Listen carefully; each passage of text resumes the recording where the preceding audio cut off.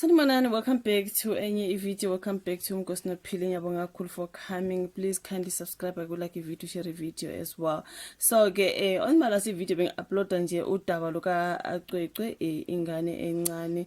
We can see the trend justice for Cwecwe that is happening. Umntwana omncane okuthiwa wadlwengulwa allegedly esikolweni. So on my last video bengifuna ukuthi sizwe ngayo mawengane ngoba bekune video engiyibonile kamawengane echaza ukuthi wathola kanjani umntwana ngathi udlwenguliwe, right? So kune story lapha kukhulunywa ke ngeAfriForum, right? Ukuthiwa ke kuthi iphumela obala ke ngokwese kuthisha Nhloko osola ngokudlwengula umfundi yeah, because I think ukuthi uthisha Nhloko walapha is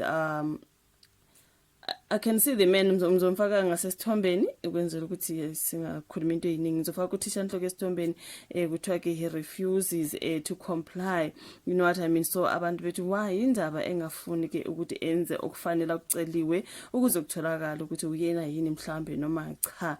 I can see people abantu bekhuluma ngokuthi ngathi it's a private school into kanjalo bafethu kuthiwa ke iBackview college engaseMatatiele lapha ngase Eastern Cape la kwenzeka khona lesi senzo. So kuthiwa iAfriForum ke ithi izomese kuthisha Nhloko ke abantu abaningi beyigxeka iAfriForum ngalesi senzo esenzeka enganeni.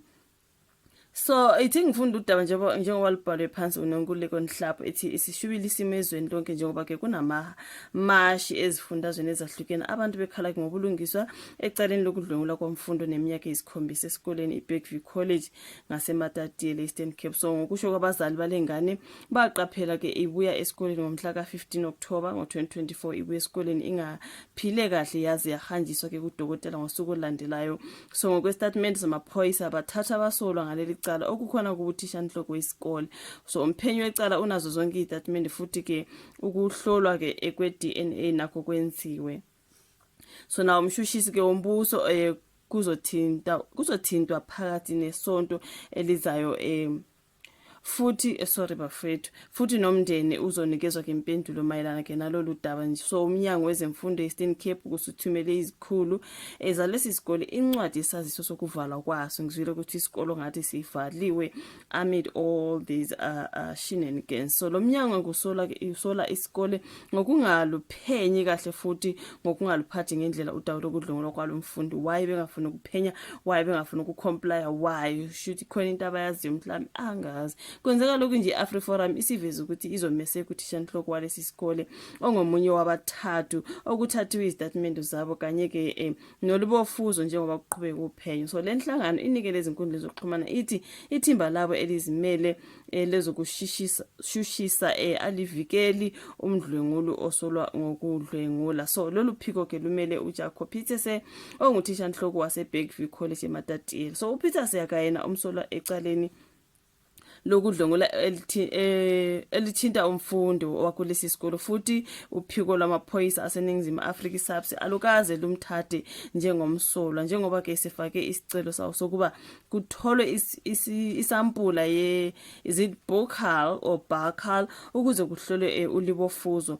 So ngaphezulu kwalokho ke ukuqonda kwalolu phiko futhi uPeter akazange axhumane nesisulu ngaphambi kokuba avule icala futhi abukho nobufakazi bokuthi leli cala lenzeka emagcekeni esikole kusho iAfriForum ngaleso statement, which means okay bama naye ke ngempela. So lenhlangano iqhubeke yathi uphiko lwayo lezokushishisa luphonsela inselelo iSAPS ukuthi inikeze ubufakazi obusekela noma iziphi izinsolo zokuthi uPeter uyamataniswa ke naleli cala. So okuphawulekile ukuthi ke lolu phiko lutshele amaphoyisa ukuthi lokhu kuxhatshazwa mhlambe kwenqubo kubeka uPeter esimeni esingemkeleki lapho kuvumelana nesicelo sesampula kuveza izinsolo zokuthi ungumsolwa futhi ukwenqaba isicelo kuveza ke izinsolo ezifanayo. So kune particular statement there seAfriForum mhlambe ngizosilahlela ke on my screen. So iAfriForum ithi izomeseka ke uthisha uprincipal Pieterse. So angazi bafethu ngoba akucacike ukuthi yona ingane yadlwengulwa kuphi, ngabe kwenzeka esikoleni noma mhlambe bekusenzeka kwenye indawo endleleni umntana besikole kuphi endleleni, cause ngokuzwa ke uma wengane ekhuluma ingane ihamba ngetransport, right? So ingane mayihamba ngetransport kungabe kwenzeke kuphi bafethu like angazi mina kuningi we can see amamashi enzekayo ezindaweni ezihlukile nje abantu bemasha on social media. Sekunaleyo nto futhi ama comment section ukuthi mawupostile video kukhona abantu abazoba justice for Cwecwe. Of course yimbi lento enzeke emntaneni bafowethu, like really a 1 year old, a 7-year-old child. Yo, hayi ngeke bafowethu, ngimamele ivideo kama wakhe nje khona umuntu bathola kanjani. Hayi cha ngeke bafowethu, like yani akunzima, kodwa abantu benza lezi zinto bafethu basuke nje isibindi besithethebe. Nakhona uSathane uyabenzisa abantu izinto ezisabekayo. Umntwana omncane ongayena owakho, umntwana uze esikoleni, and hayi bafethu kunzima ke. Noma kunjalo kuthiwa ke abukho ubufakazi bokuthi le ndaba yayenzeka esikoleni, noma mhlambe yenziwa uthisha Nhloko, noma mhlambe somebody else. Okusalayo, this is so bad. Poor Cwecwe, poor young girl bafethu. Kunzima ke bafethu, njengoba ukuthi i-AfriForum ke yona ima nothisha Nhloko, ngoba phela nakuphela ungwebaleli mhlophe. Kunzima lapha yana bafethu. Angazi uzosho uvula ka comment section, like ivideo, usubscribe, ushare, sibonane kwezolandela. Bye.